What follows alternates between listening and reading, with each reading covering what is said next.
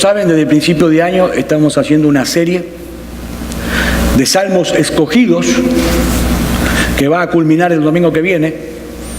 A partir del mes de mayo vamos a iniciar un estudio en la epístola a los Efesios. Seguimos con los salmos. Hoy vamos a ver el Salmo 139 en los versículos 13 al 18. Dice así la palabra de Dios. Va a aparecer en la pantalla para que ustedes puedan seguirlo. Porque tú formaste en mis entrañas, tú me hiciste en el vientre de mi madre. Te alabaré porque formidables, maravillosas son tus obras. Estoy maravillado y mi alma lo sabe muy bien. No fue encubierto de ti mi cuerpo, bien que en oculto fui formado y entretejido en lo más profundo de la tierra. Mi embrión vieron tus ojos, y en tu libro estaban escritas todas aquellas cosas que fueron luego formadas sin faltar una de ellas. Cuán preciosos me son, oh Dios, tus pensamientos, cuán grande es la suma de ellos. Si los enumero, se multiplican más que la arena. Despierto y aún estoy contigo. Es palabra de Dios. Cuando nosotros pensamos en personas a las que se le puede agregar adjetivos como, por ejemplo, excelso, majestuoso, reverente, también solemos conectar a esas personas con las palabras lejano, distante, inaccesible. Una persona que posee esos atributos que nosotros acabamos de mencionar seguramente no pondrá atención en personas comunes y corrientes como nosotros.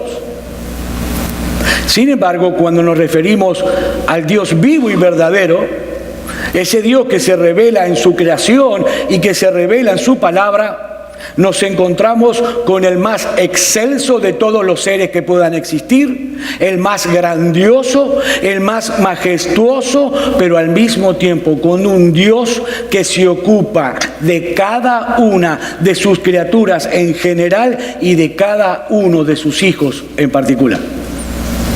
Él es un Dios grande, es un Dios lleno de gloria, pero hermanos míos, a la vez es un Dios personal, íntimo. Y esa es precisamente la imagen que el salmista nos presenta de Dios en el Salmo 139. En primer lugar, podemos ver al salmista alabando a Dios por algunos de sus atributos, comenzando por la omnisciencia de Dios.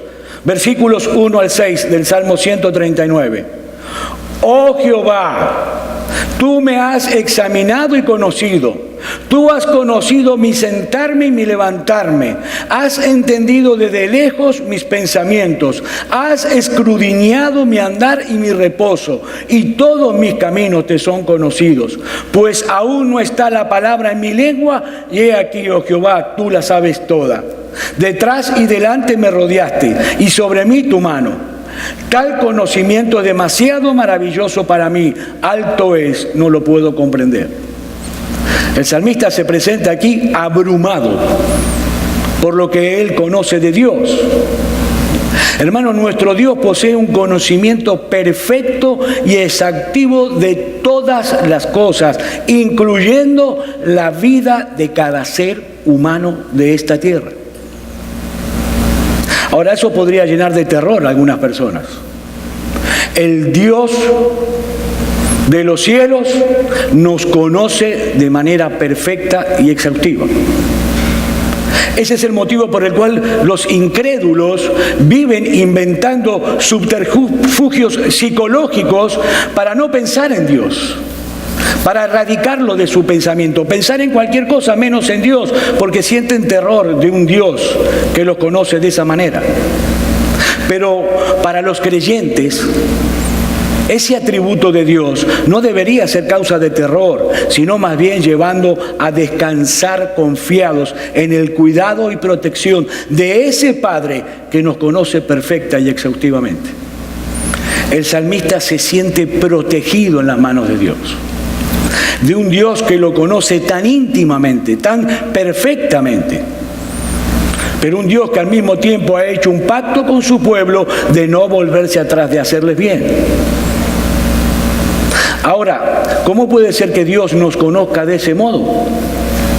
de esa manera tan exhaustiva, tan profunda. ¿Cómo puede ser que Él tenga la información de cada una de sus criaturas sin excepción? Bueno, eso es lo que el salmista nos sigue explicando en los versículos 7 al 12. ¿A dónde me iré de tu espíritu? ¿Y a dónde huiré de tu presencia? Si subiere a los cielos, allí estás tú.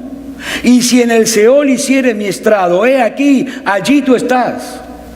Si tomare las alas del alba y habitar en el extremo del mar, aún allí me guiará tu mano y me asirá tu diestra. Si dijere, ciertamente las tinieblas me encubrirán, aún la noche resplandecerá alrededor de mí. Aún las tinieblas no encubren de ti, y la noche resplandece como el día. Lo mismo te son las tinieblas que la luz. El salmista está diciendo aquí que, hermanos, no existe un lugar en todo el universo en el cual nosotros podamos escondernos de Dios. Ni uno.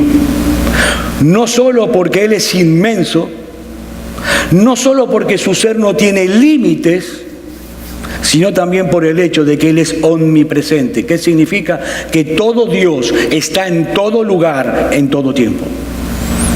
En todo lugar. Y el salmista dice aquí, bueno, yo puedo tratar de subir al cielo para evadir a Dios, yo puedo tratar de descender al Seol, pero todo es absolutamente inútil. Donde quiera que vayas, allí tú estás.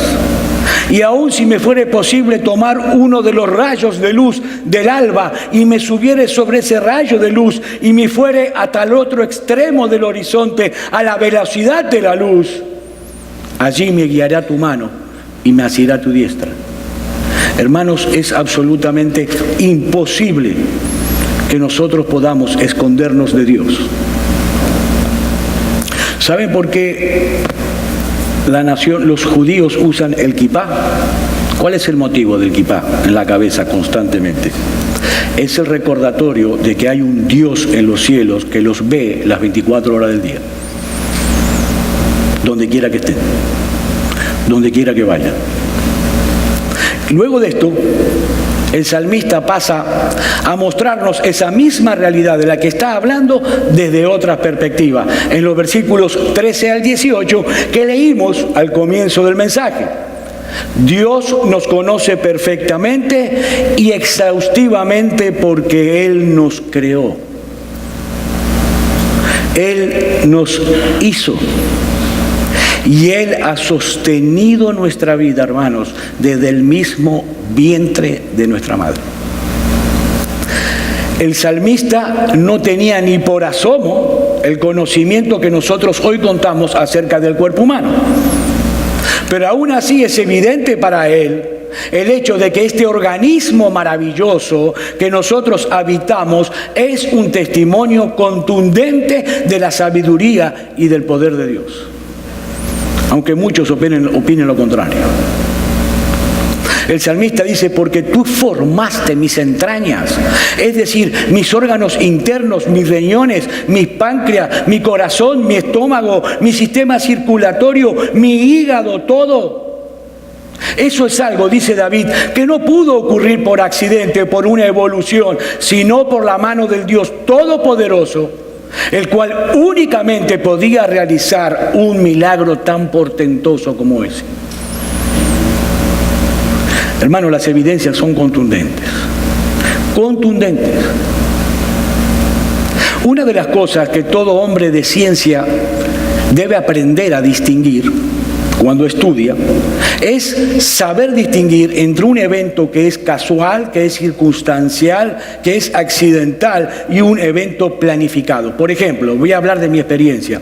La medicina forense, los médicos forenses, cuando van a la escena de un crimen y ellos llegan y encuentran a un hombre muerto sobre un charco de sangre, lo primero que ellos tienen que determinar es si se trató de un accidente, si el hombre se suicidó o si se trata de un homicidio. Y para determinar eso, usan ciertos criterios científicos.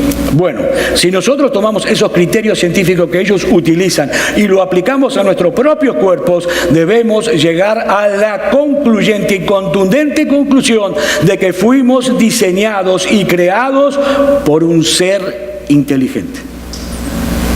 Hermanos, es imposible, de toda imposibilidad, que nosotros estemos aquí hoy por una causa accidental. Es imposible. Por ejemplo, el ADN, el famoso ácido desoxirribonucleico, que no es otra cosa más que un ácido nucleico que contiene las instrucciones genéticas que necesitan los seres vivos para desarrollarse y para funcionar. ¿Qué es el ADN? Bueno, el ADN, para que se entienda, es como un alfabeto donde las letras se encuentran en una secuencia específica para formar palabras, y esas palabras se encuentran en una secuencia específica para formar oraciones, y esas oraciones transmiten información con un lenguaje muy preciso que luego se traduce en los rasgos de la cara, el color de la piel, el color del cabello y un montón de cosas más. ¿Eso puede ser accidental? ¿Por arte de magia? Mire, el biólogo Francis Collins fue el que dirigió el proyecto del genoma humano. Era incrédulo, hoy es creyente, al estudiar el ADN. ¿Y saben cómo llama el doctor Collins al ADN? El lenguaje de Dios. El alfabeto de Dios. Este biólogo dice: una sola célula humana que se ve con un microscopio, una sola célula humana contiene 4 veces más información que los 13 tomos de la Enciclopedia Británica. Una sola célula humana. No olvidemos que nuestro cuerpo posee 100 billones de células. Mis amados hermanos, si nosotros pudiéramos poner en fila todos los cromosomas de todas las células de un solo cuerpo humano, abarcaría 60.000 millones de kilómetros. Y todos ellos comunicando información entre sí sin cesar. Mis hermanos, la información que los científicos buscan desesperadamente en el espacio infinito la tienen dentro de sí, en su propio cuerpo. Información precisa y compleja. Y esto es solo el ADN. Si tomamos cualquier parte del cuerpo humano, encontramos un sinnúmero de evidencias de que hubo una mente perfecta detrás de ese diseño. Por ejemplo, el cerebro humano es 1.000.000 de veces, 1.000.000 de veces más complejo que cualquier transbordador espacial de la NASA. 1.000.000 de veces. Ahora, a nadie se le va a ocurrir decir que el transbordador de la NASA es producto de una evolución casual, pero sí lo dicen del cerebro humano. Sí lo dicen del cerebro humano. El cerebro humano contiene 6 millones de partes funcionales, entre ellas 100.000 millones de neuronas que forman una red de contacto con todo el cuerpo, y se calcula que cada neurona tiene millones de conexiones. ¿Saben ustedes? No lo quiero llenar de más información porque podría estar todo el día con esto. ¿Saben qué significa todo esto, hermanos? Que Dios dejó su huella en la creación. Dios dejó su huella en la creación. Sin embargo, a pesar de esta abrumadora, porque es abrumadora evidencia, muchos prefieren seguir pensando que nuestra existencia no es otra cosa más que un accidente afortunado. ¿Saben para qué? Para no tener que postrarse delante de Dios y decir como el salmista: porque tú formaste mis entrañas, tú me hiciste desde el vientre de mi madre. Otro reconocido biólogo incrédulo escribió: los biólogos deben tener en mente constantemente que lo que ellos ven, que lo que ellos estudian no fue diseñado, sino más bien evolucionado. Ahora yo me pregunto, ¿por qué los biólogos tienen que estar recordándose todo el tiempo que lo que están estudiando no fue diseñado, sino evolucionado? Por la sencilla razón de que todas las evidencias apuntan hacia un diseño inteligente, y ellos tienen que estarse recordando todo el tiempo lo contrario, porque si no tienen que postrarse delante de Dios. Necesitan autoengañarse para seguir viviendo Ahora, déjenme decirles algo. Cuando ellos hablan así, ya se quitaron el ropaje de científicos y se vistieron de religiosos. Esa no es una declaración científica, es una declaración religiosa. Ellos parten por fe de la premisa que Dios no existe. Ahora, cuando todas las evidencias son abrumadoras en contra, ellos tienen que buscarle cualquier explicación, la que fuere, para justificarse. Justamente por esto Pablo escribió en Romanos, capítulo 1, versículo 18 al 21. Porque la ira de Dios se revela desde el cielo contra toda impiedad e injusticia de los hombres que detienen con injusticia la verdad. Porque lo que de Dios se conoce les es manifiesto, pues Dios se lo manifestó. Porque las cosas invisibles de Él, su eterno poder y deidad, se hacen claramente visibles desde la creación del mundo, siendo entendida por medio de las cosas hechas. De modo que, ¿qué, señores científicos? De modo que no tienen excusa. Pues habiendo conocido a Dios, no lo glorificaron como a Dios, ni le dieron gracias, sino ¿qué pasó? Que se envanecieron en sus razonamientos y su necio corazón fue entenebrecido. La descripción perfecta de un científico, de un incrédulo. ¿Dónde pasa todo el problema? Yo quiero ser mi propio Dios. Yo. Y no quiero adorar a ningún otro Dios. Hermanos, la mentira de Satanás a nuestros padres, seréis como Dios, el hombre se la creyó. Se la creyó. Y cuando Dios se le presenta como el soberano, el único Dios vivo y verdadero, el único digno de toda honra, gloria y honor, el hombre dice, no, yo no quiero saber eso, yo necesito buscarle otra explicación a todo. Ahora yo me pregunto una cosa, ante toda esta evidencia de la que estuvimos hablando, que hemos recibido durante estos minutos, ¿qué de nosotros, hermanos? ¿Qué de nosotros los cristianos? ¿Estamos tan conscientes realmente de ese poder de Dios que Él desplegó en la creación de nuestros cuerpos? ¿Estamos realmente conscientes? Eso es algo que está ahí, frente a nuestros ojos, para que nosotros aprendamos a confiar en Dios y para que lo alabemos constantemente con entendimiento. ¿Qué dice el salmista en el versículo 14? Te alabaré, porque formidable, maravillosas son tus obras. Estoy maravillado y mi alma lo sabe. La Biblia de las Américas lo traduce como te alabaré, porque asombrosa y maravillosamente he sido hecho. El salmista no necesitaba de una clase de biología para darse cuenta que su cuerpo era una obra maestra de ingeniería diseñada inteligentemente con un propósito. Ahora, leyendo el Salmo, ¿no? Y lo que dice el salmista, es sorprendente pensar cómo todo esto que estamos hablando se forma en el vientre de nuestra madre, con algo que es tan pequeñito que no se puede ver a simple vista y hace falta un microscopio. Y comienza a desarrollarse allí dentro. Estamos tan acostumbrados nosotros a ver bebés naciendo que a veces no tomamos conciencia, hermanos, esto es una maravilla. Es un milagro de Dios. Un óvulo femenino es fecundado por un espermatozoide masculino y de inmediato comienza un proceso sorprendente por el medio del cual una vida comienza a gestarse dentro de otra. Es un milagro de Dios. Dice el salmista en el versículo 15, no fue encubierto de ti mi cuerpo, bien que en oculto fui formado y entretejido en lo más profundo de la tierra. Habla del vientre de la madre. Versículo 16, mi embrión vieron tus ojos y en tu libro estaban escritas todas aquellas cosas que luego fueron formadas sin faltar una de ellas.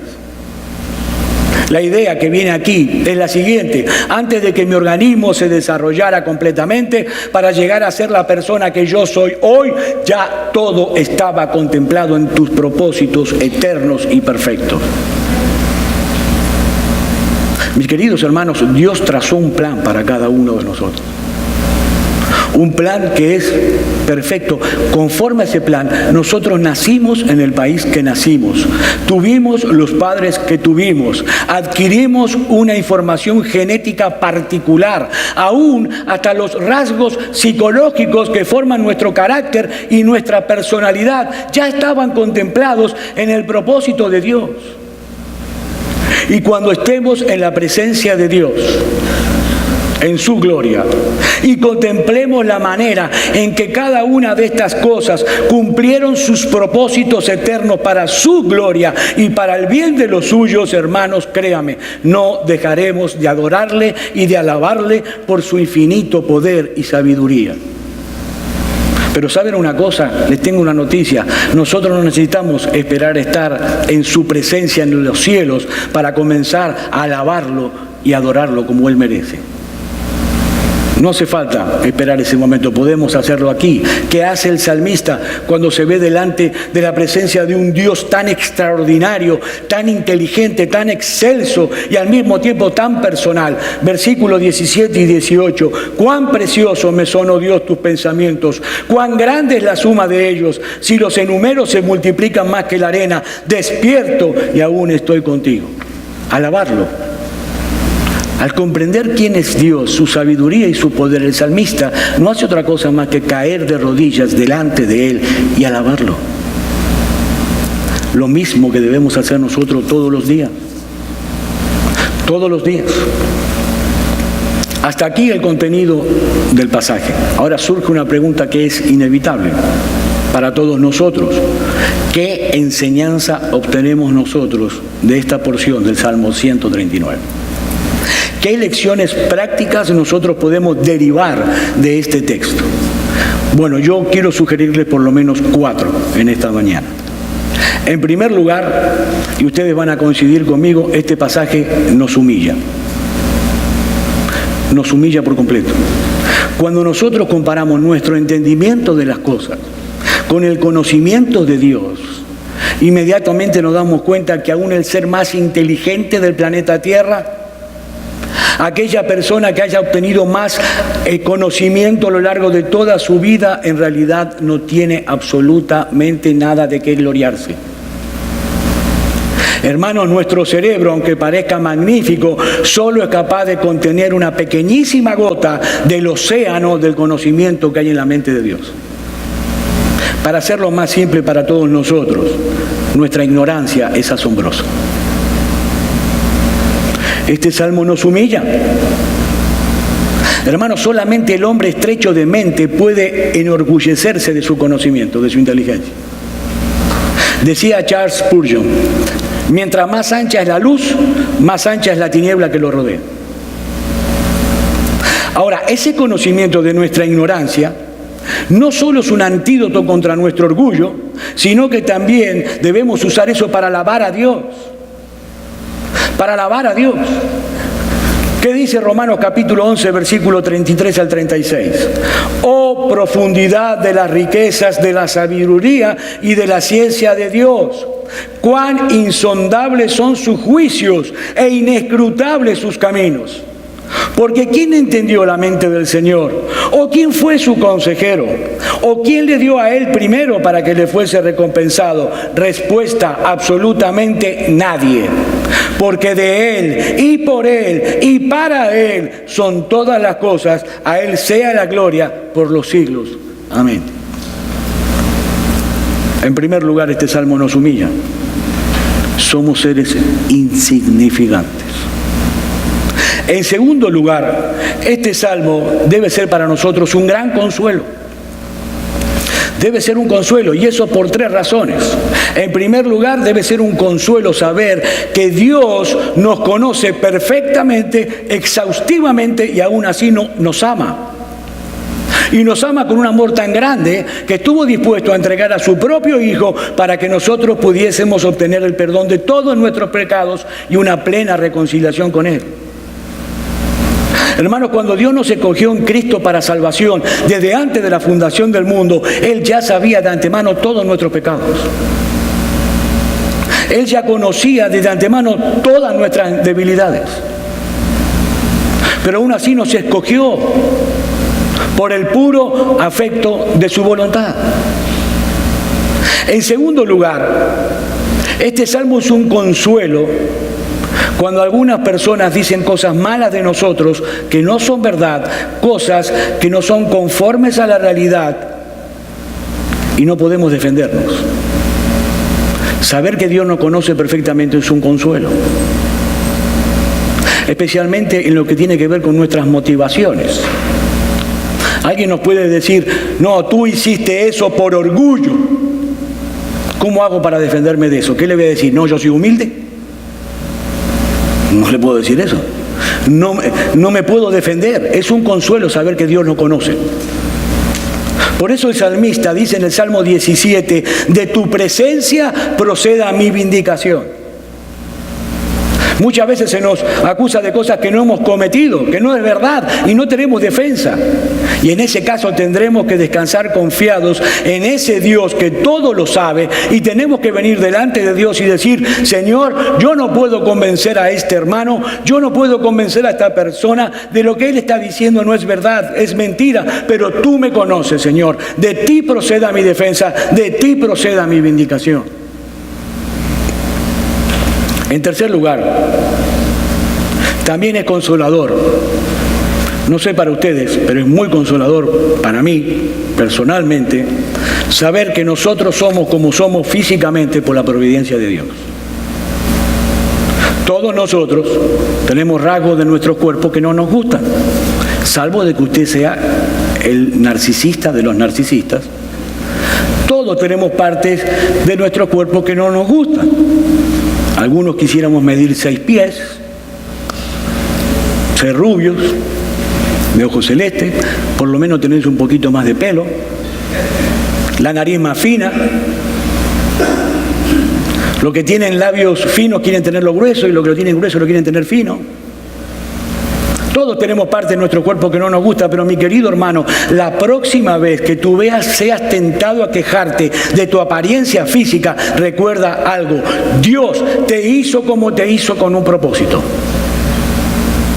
Con un propósito, dice el texto que estamos estudiando, y en tu libro estaban escritas todas aquellas cosas que luego fueron formadas sin faltar ni una de ellas. Somos así porque Dios quiso que seamos así. Y aunque pueda haber alguna parte de tu cuerpo que no te guste, el diseño de tu cuerpo sigue siendo algo maravilloso.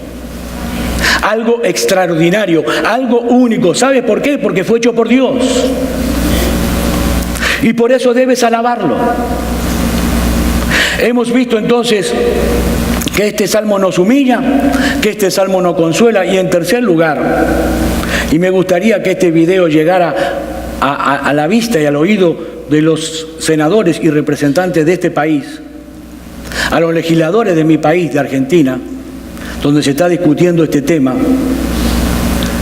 Mis queridos legisladores, este salmo nos enseña que el aborto es un acto criminal. El aborto es un acto criminal. En todo momento el salmista se refiere al embrión en gestación como una persona humana. No simplemente, como lo llaman hoy los científicos, un parásito biológico. O como una cosa que está ahí, de la cual la madre puede disponer como se le venga en gana. No, el salmista dice, mi embrión vieron tus ojos. David está diciendo, ese ser en gestación, ese embrión sobre el cual tú pusiste tus ojos cuando todavía estaba en el vientre de mi madre, era yo.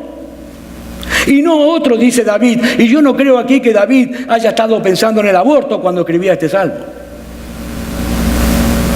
Pero lo que él dice aquí acerca del embrión en gestación es sumamente pertinente para esta discusión. En mi país se está discutiendo la despenalización del aborto. Hermanos, ¿cuál debe ser el punto focal en la discusión acerca del aborto? ¿El poder que tiene la mujer sobre su cuerpo? No. La mujer no tiene ningún poder sobre su cuerpo. Su cuerpo le pertenece a Dios que lo creó. El punto focal debe ser la naturaleza del embrión engendrado. Si es una persona, entonces debe ser protegida por la ley. ¿Saben cuál es el problema? Que en estas discusiones el hombre saca a Dios del medio. No importa lo que Dios diga. Yo escucho en la televisión mujeres que dicen: yo tengo el derecho de hacer con mi cuerpo lo que quiera. No. ¿Es una cuestión de elección? No. Hay un Dios por encima tuyo que dice lo que está bien y lo que está mal. Tú no. Entonces, cuando los legisladores sacan a Dios de la discusión, ya no saben para qué lado van a mirar para definir la naturaleza del embrión. Porque eso es algo que ningún legislador del mundo puede definir. O puede definir por sí mismo, porque ese es un tema religioso, es un tema metafísico del cual la ciencia no puede ocuparse. ¿Y qué dice Dios, el autor de la vida, en su palabra acerca de ese embrión que está en gestación? Dios dice que es una persona.